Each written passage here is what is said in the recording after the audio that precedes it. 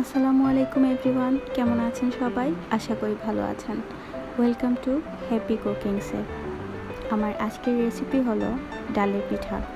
নুনের পিঠা, মশলার পিঠা আমরা সবাই খেয়েছি নিশ্চয়ই, কিন্তু আমি আজকে আপনাদের তৈরি করে দেখাবো একটি ভিন্ন স্বাদের মজাদার পিঠা। তবে চলুন আমার আজকের রেসিপি তৈরি করতে কী কী উপকরণ লাগবে দেখে নেই।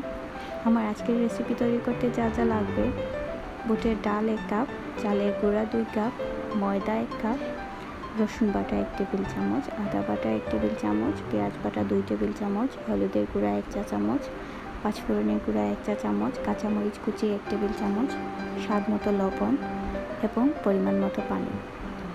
এখানে আমি 1 কাপ বুটের ডাল নিয়ে ভিজিয়ে রেখেছিলাম 1 ঘন্টা।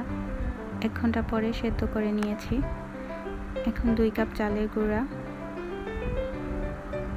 একটি পাত্রে নিয়ে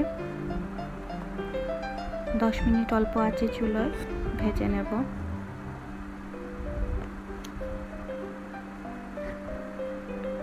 ভেজে নেওয়া চালের গুঁড়োর সাথে একে একে সবগুলো উপকরণ দিয়ে দেব। 1 কাপ ময়দা,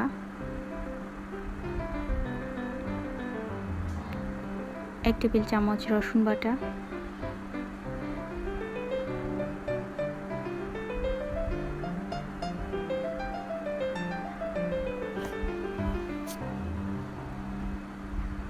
1 টেবিল চামচ আদা বাটা, 2 টেবিল চামচ পেঁয়াজ বাটা, 1 চা চামচ হলুদ গুঁড়া, 1 চা চামচ পাঁচফোড়ন গুঁড়া, সেদ্ধ করা 1 কাপ বুটের ডাল,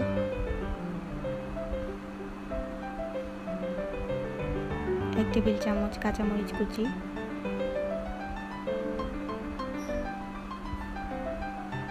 স্বাদ মতো লবণ।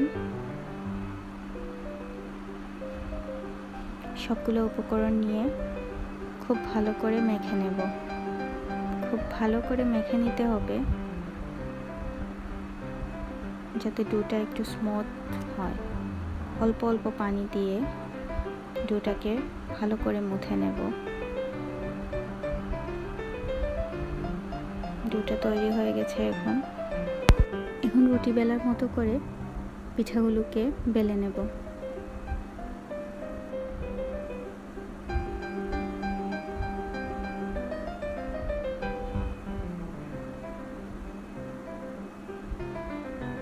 আমি এখানে একটি গ্লাসের সাহায্যে গোল গোল করে পিঠাগুলো কেটে নেব।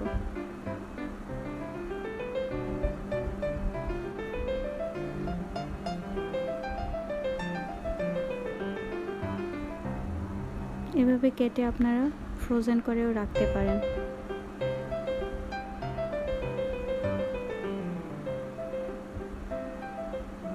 তো আমার সবগুলো পিঠা কাটা হয়ে গেছে।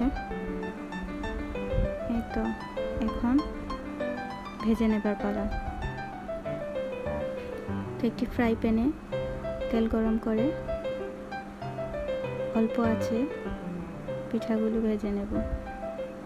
পিঠাগুলো গোল্ডেন ব্রাউন হওয়ার সাথে সাথে তুলে ফেলতে হবে। পিঠাগুলো খুব সুন্দর হয়ে ফুলে ফুলে উঠবে।